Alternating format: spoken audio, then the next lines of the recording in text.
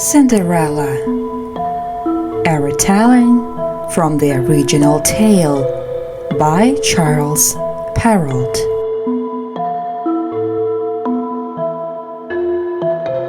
Once upon a time, when there were still fairy godmothers, there was a girl called Cinderella.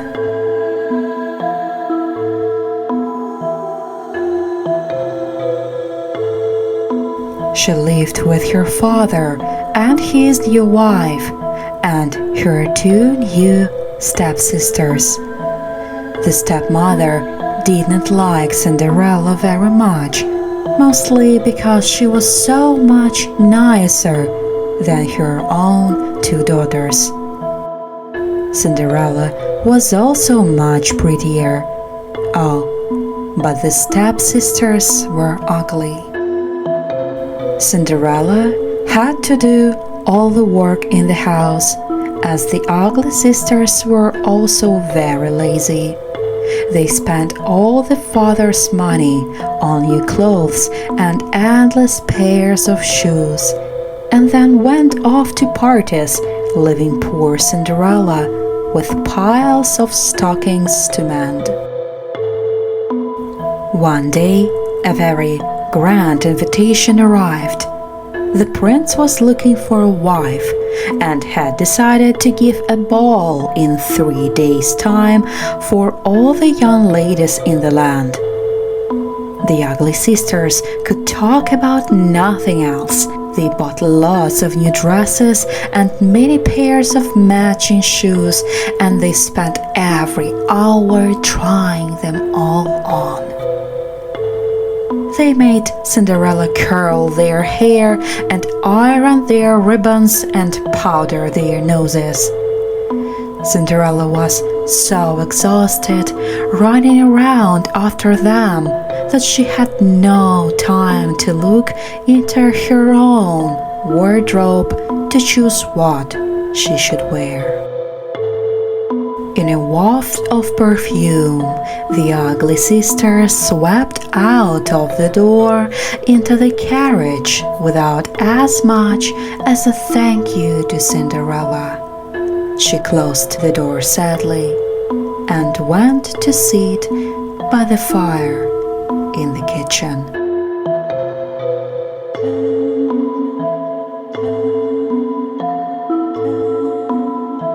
I do wish I could have gone to the ball too, she sighed.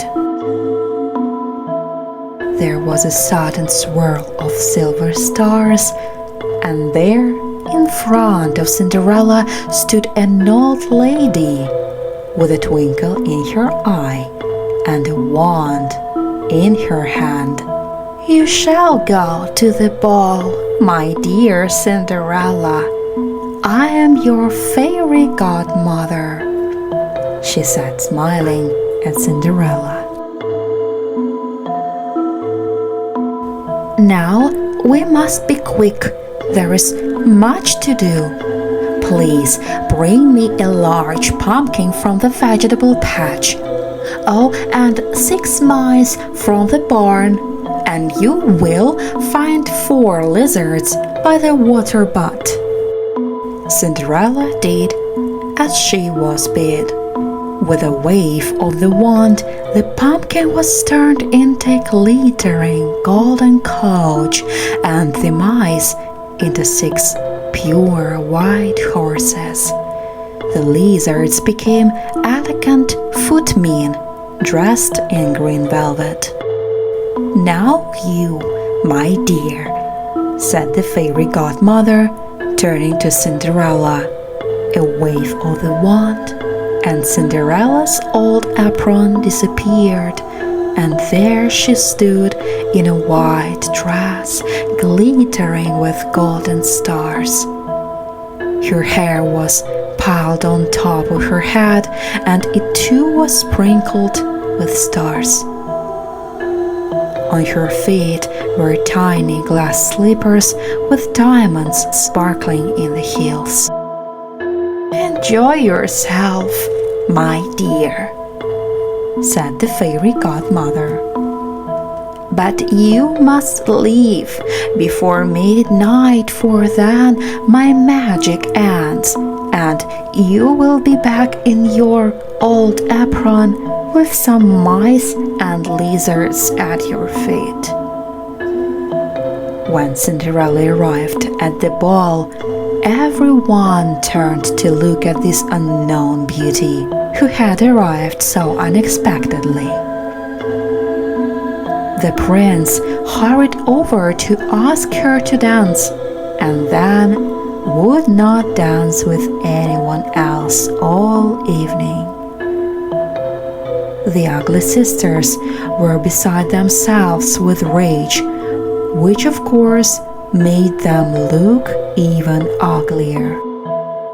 Cinderella was enjoying herself so much that she forgot the fairy godmother's warning, so she had a terrible fright when the clock began to strike midnight. She turned from the prince with a cry and ran down the stairs of the palace into her carriage and disappeared as suddenly as she had arrived. One of the tiny glass slippers with diamonds sparkling in the heels had slipped from her foot as she ran.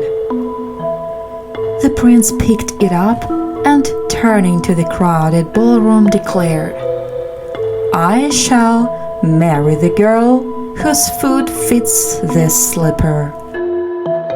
Cinderella, meanwhile, had just managed to reach her garden gate when all her finery disappeared, and by the time the ugly sisters arrived home, both in a towering rage, she was sitting quietly by the fire.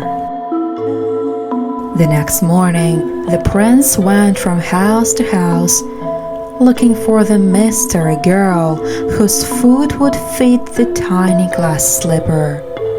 But no one had feet that small. He reached Cinderella's house, where first one ugly sister and then the next tried to squash their huge feet into the slipper. "Please, let me try," said a quiet voice from the corner, and Cinderella stepped forward. The sisters just laughed in scorn, but they soon stopped when they saw that the tiny slipper fitted Cinderella perfectly. There was a sudden swirl of silver stars, and there, in front of Cinderella, stood her fairy godmother with a twinkle in her eye and a wand in her hand. In an instant, Cinderella was clothed in a gorgeous dress of cornflower blue silk decorated with pearls. On her feet, she wore tiny white boots with blue tassels. The prince whisked Cinderella off to the palace to meet the king and queen, and the wedding took place the very next day.